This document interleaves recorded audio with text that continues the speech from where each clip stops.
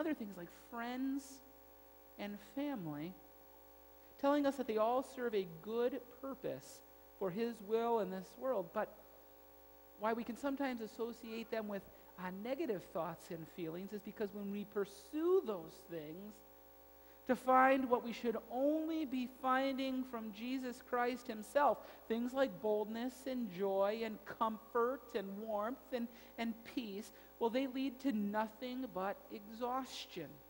We always need more and more to be satisfied, and we'll never be full. And those things become a source of pain and hardship, maybe economic distress, addiction, and sadness, and death. And so what is living to you?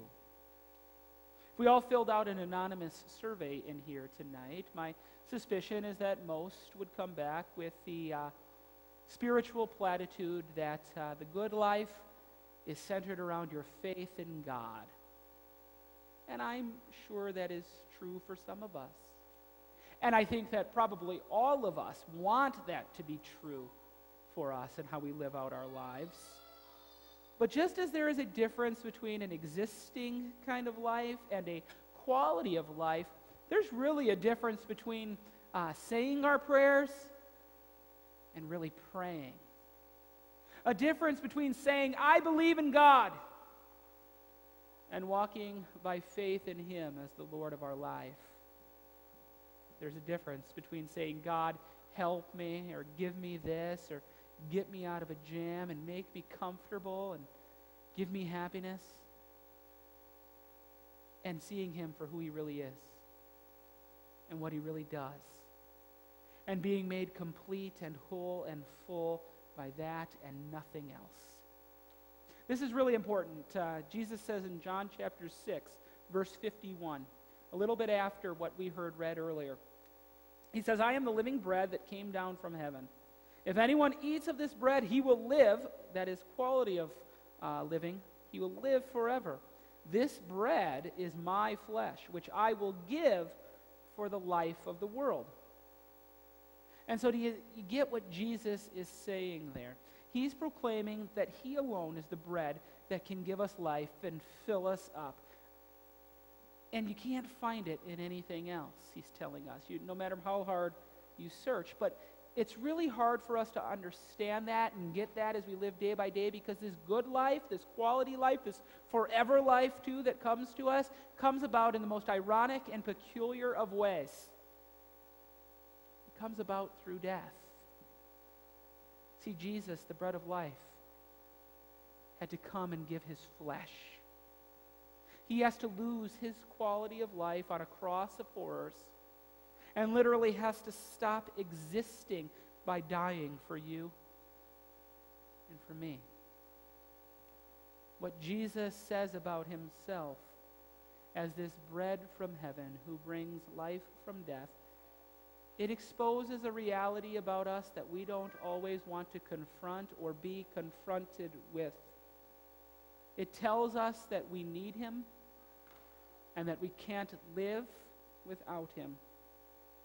And our sinful nature tries its darndest to prove otherwise. We kind of resent that we can't be the masters of our own domain, that if we can't just work hard enough and find this quality life. It's why we like to fill ourselves up on these empty calories and endless pursuits, because we're blind to how futile it all is. For example, I've gotten the chance this summer to go to a number of our students' graduation parties from here at church. And we have actually a really great class this year that is going off to college. And so it's been nice. But they have out on their tables, their memory tables, yearbooks. And I always take a chance to kind of look through them and see what life is like and remember some old times myself. And there's a section in some of these yearbooks where the students get to leave some memories behind and also give some advice for those who would come after them. And you know what I kind of determined through looking at these yearbooks is the most sage piece of advice that today's young people hand out, the meaning of life according to some high school seniors? Just have fun. no matter what, just have fun. See, having fun is offered up as an escape from the pressures they're feeling and their challenges of teenage angst. It's this diversion from the burden of responsibility and their uncertainty about their future. In other words, they're kind of thinking, they've been taught this, that you can seize the quality of life by just going out and having fun. Now, anybody who has spent time with me or knows me knows that I like to have a lot of fun and joke around a great deal, and I think that life is to be enjoyed. But really, is having fun the meaning of life? Is that our purpose? And can it really hide reality? I know it makes me sound like just a prudish, old, out-of-touch pastor to suggest like there might be something more, but just consider for a second if it might be the sign that something's a false promise, if we're always led on a quest for bigger and better ways to have that desire met.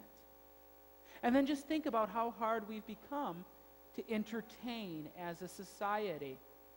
You know, remember way back when we're young, we have more fun with the Christmas wrapping paper than with the toys that they covered oftentimes. But by the time that someone's a teenager, I've noticed that they inevitably describe this town where they live, even I've heard this in the city of Chicago, where I went to college, as saying there's nothing to do. It's boring here because they can never be full, and it just snowballs from there. And so whether it's this quest for fun, or maybe for some people here tonight, it's the bottom of a bottle that has to keep getting bigger and bigger, deeper and deeper, or the end of a needle getting longer and longer, or our jobs, a relationship of any kind, anything else that we hope to give us what Jesus says we should get from Him, we're going to find ourselves empty. We need